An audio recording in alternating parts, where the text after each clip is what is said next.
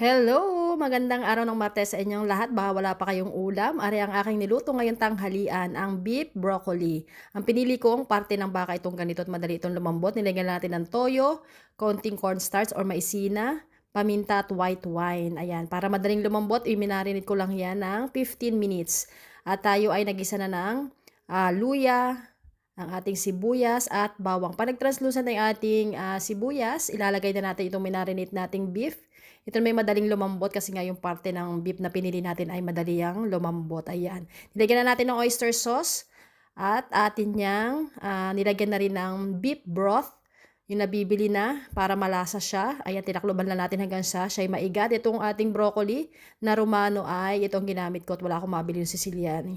At yan, luto na ang ating beef broccoli. Kain na. Yummy, yummy, yummy. Happy Tuesday sa inyong lahat. Ang sarap-sarap ng aking ulam. Lambot-lambot ng beef.